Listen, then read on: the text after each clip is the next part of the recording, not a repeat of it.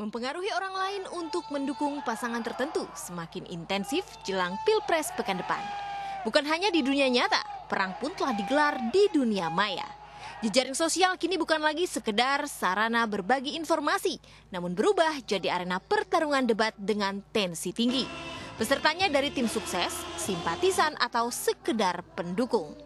Semua jejaring sosial seperti Facebook, Twitter, Kaskus, dan BlackBerry Messenger maupun WhatsApp telah dirambah jadi medan tempur.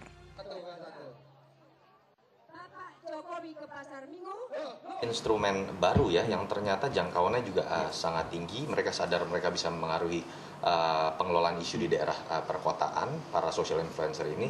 Yang kedua juga murah tadi, karena kita tahu ya ini bahkan bisa dikatakan tidak mengenal biaya, walaupun ketika sudah berbicara mengenai mengorganisir, membentuk tim itu juga diperlukan biaya dan tidak besar, karena biaya transportasi, biaya untuk datang door to door campaign itu kemudian bisa dipangkas. Yang ketiga, aturan dari KPU juga belum terlalu menggapai konstelasi isu yang terjadi di sosial media, terutama Twitter, yang ini bahkan menyebabkan serangan black campaign, serangan kampanye-kampanye hitam itu agak sulit dibatasi ketika terjadi di dunia sosial media.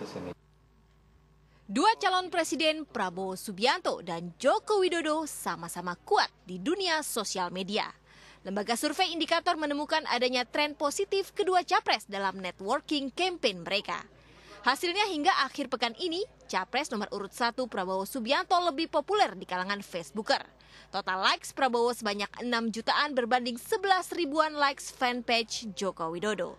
Sementara di Twitter, follower Jokowi sebanyak 1,6 juta berbanding 930 ribu milik Prabowo.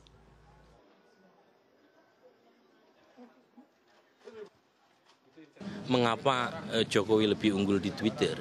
Pertama, mungkin karakter yang bersifat interaktif tadi itu memungkinkan seorang Jokowi untuk mendapatkan dukungan lebih besar ketimbang Prabowo. Sementara di Facebook kita tahu Prabowo udah lama memulainya, dia bikin fans page gitu ya, ada jutaan ya, yang mengikuti fans page-nya Prabowo. Dan saat yang sama media centernya Prabowo cukup juga memberikan alokasi dan atensi yang besar. Lebih lanjut, indikator mengelompokkan basis masa keduanya sesuai dengan karakteristik sosial media. Para Facebooker cenderung berisikan kelompok narsis, dilihat dari banyaknya fitur yang dapat diakses untuk tampil eksis. Sementara Twitterista lebih berisikan kelompok interaktif yang hanya fokus sebagai sarana membangun komunikatif.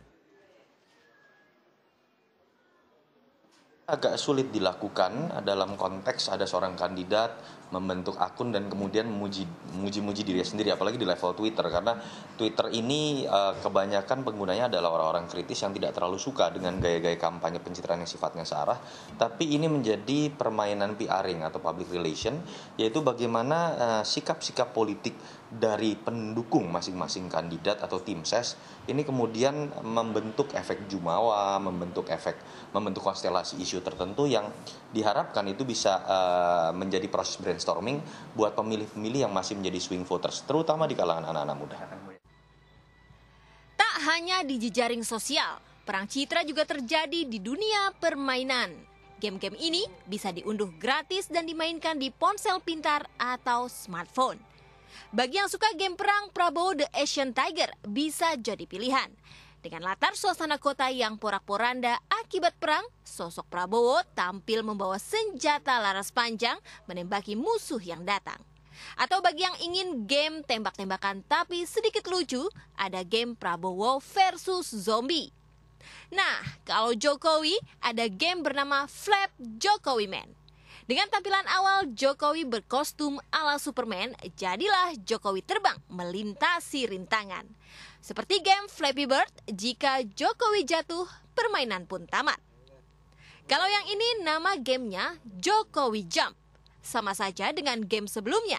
Dalam game ini, Jokowi harus bisa lolos dari tembok bata. Jika terbentur atau jatuh, ya game over.